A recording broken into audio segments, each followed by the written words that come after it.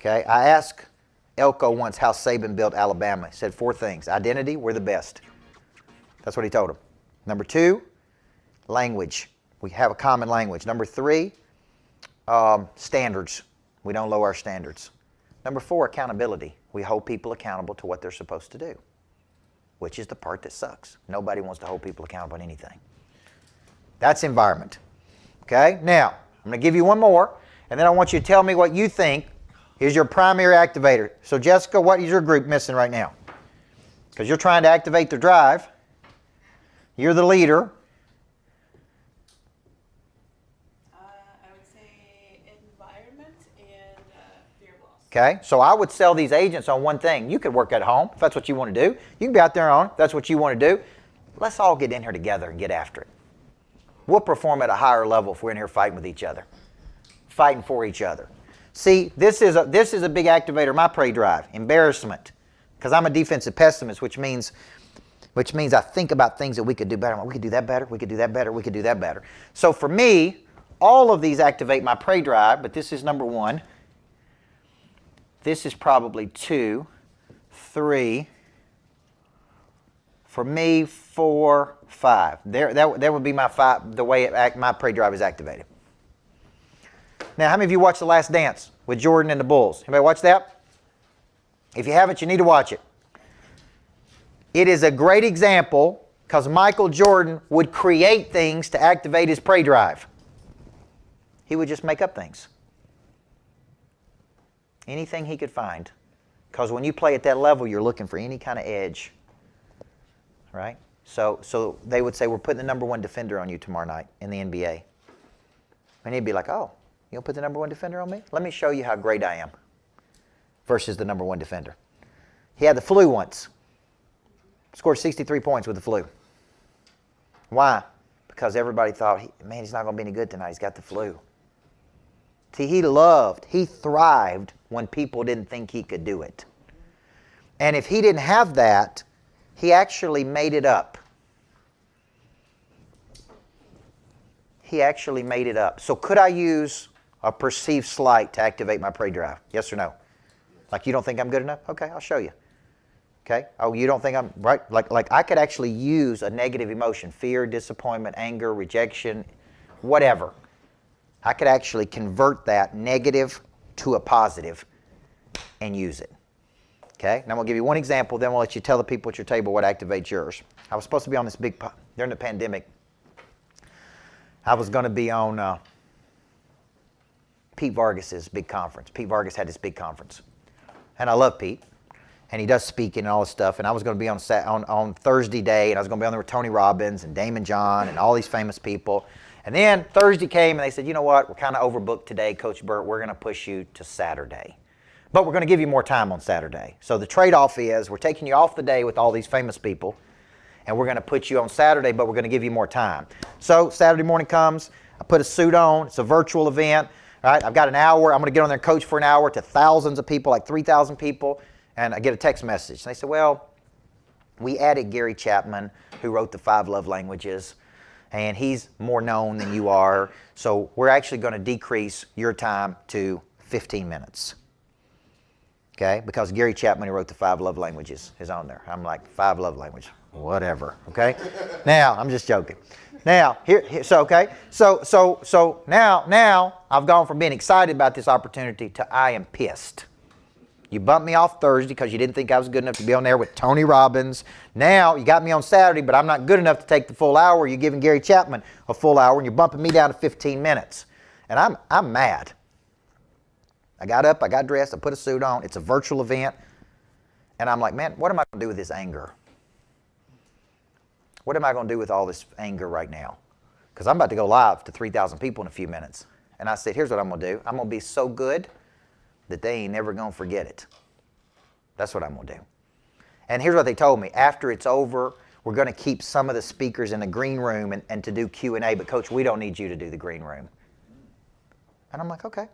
So they gave me 15 minutes. And man, for 15 minutes, I just hit it as hard as I could on confidence. And there were so many comments in the chat box. They come back and they said, can you stay over in the green room? You know what I said? No, I'm busy today. Take old Gary Chapman in the green room. Since he's so good. You understand what I'm saying? Because the truth is he writes great books, but he ain't that good, especially when you hear him speak. So I knew I could run circles around that dude, but he was more famous than me. And man, it just pissed me off so much. So it was really that day that I had a big revelation. And the revelation is you need these moments because it actually converts, right? Like when you convert energy, you take energy and you convert it.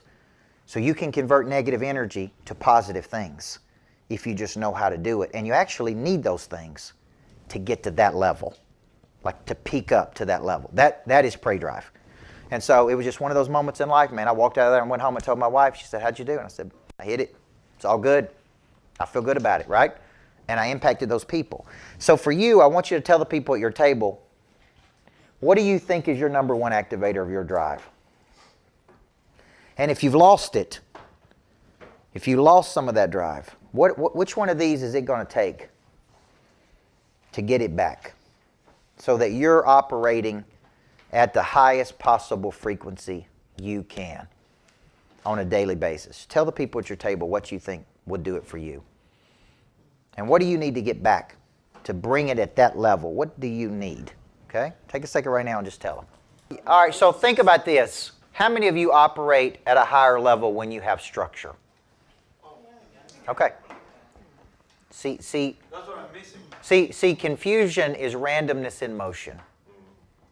That's the best definition of confusion.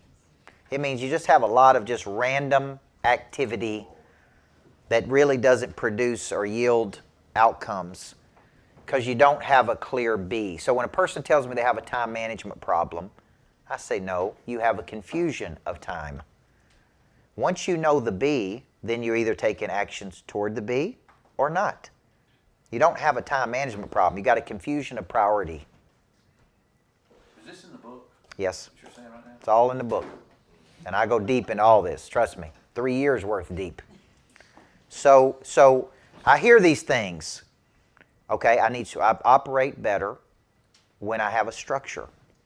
I operate better when I'm in an environment. I operate better when I have a coach. I operate better, right? Like I have coaches all the time in my life. And what they give me is structure, creativity. I operate better when I'm in an environment. So sometimes I like inspirational environments like here. Downtown Nashville is a different type of environment. When I travel around the world, when I go to Florida, that's a different type of environment. I change my environments a lot to create and reactivate my prey drive. Okay, when I'm around big-time people, it activates my prey drive. So structure and environment are activators, but you need a structure like a selling system is a structure. 7-touch follow-up is a structure. A growth system is a structure. And that structure is giving me something to like bang away at. But it's all moving toward what? My goal. What's the goal? $25,000 a day. How do I hit $25,000 a day? How do I get my passive income greater than my living expenses? How do I do this? So the B really gives me clarity. And some of you have a confusion because you don't really know your talents yet or your abilities and what your B is. Okay? So you may be in an occupation versus a vocation. It's occupying your time, you're receiving a paycheck, but it's not really your calling in life. And that's a big difference because when you meet big time people, they never see their work as their work, they see it as their mission. And why is that important? Because they can fight through their feelings. See, if it's just a job to me when I don't feel like guys, I pumped gas growing up. I was a gas pumper. I worked in a bank as a teller. I got fired, by the way. Both jobs I got fired because I was terrible. I always wanted to coach. So I'd be at the bank working, thinking, we're over there working on plays to be a coach because that's really what I was supposed to be doing.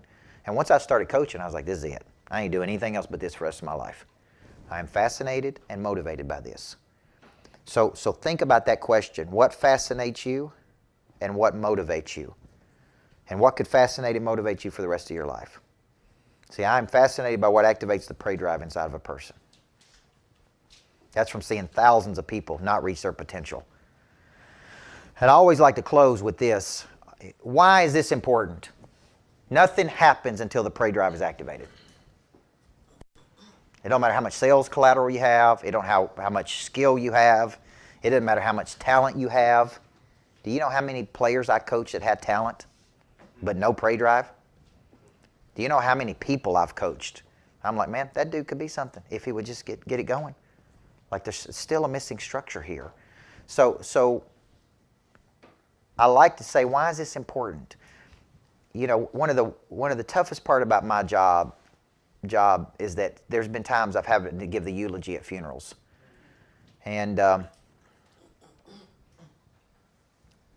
two specific funerals stand out to me because I did my research on the person, because I wanted to prepare properly to give the eulogy, and they didn't do anything. They didn't do anything big. They didn't have any big dreams. They didn't help a lot of people. They didn't have a lot of ambition. They didn't impact the world. And so I got up there to give the eulogy, and I'm sitting there literally like, what am I going to say? There is nothing to say. They were a good person. They lived a pretty good life, right? Then that's it. And I left there and I go, how do you live a life that at the end of your life it's like, man, they helped a lot of people.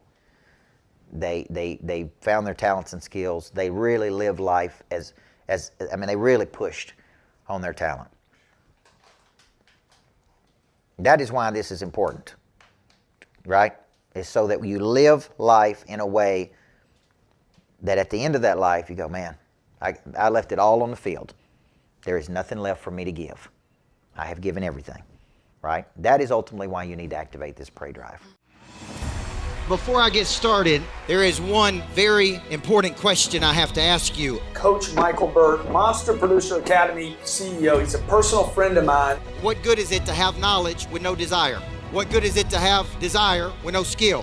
What good is it to have knowledge and skill with no confidence? A big part of activating your pray drive is finding and refining your talent. This is something that helps you get to the next place. People are made up of 4 parts: a body, a mind, a heart, and a spirit.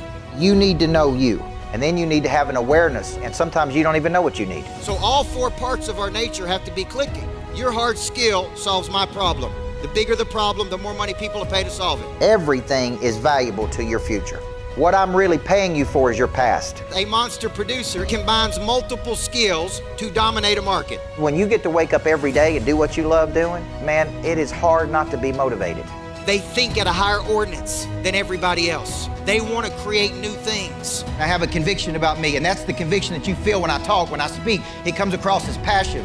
You got to learn how to connect to another person at such a deep level that it moves them. You have goals, you have targets, but you don't have a sense of urgency. They're going to exchange money, energy, they're going to raise capital, they're going to start new businesses, there's going to be joint ventures. I think your purpose finds you. It is activated. The word activate means to initiate. Discipline, which is a derivative of the word disciple, which means to give yourself to a person or cause you believe in. Do you believe in your future, yes or no? When we know better, we do better. Finding the problem that you are uniquely qualified to solve, and you don't know what problem you really solve for whom, then there is no big financial exchange right there. You should leave here thinking bigger today than when you came. And I want to shake your hand and look you in the eyeball when you make this decision. Thank you. We'll see you in the back. God bless you. Thank you. Thank you. Thank you.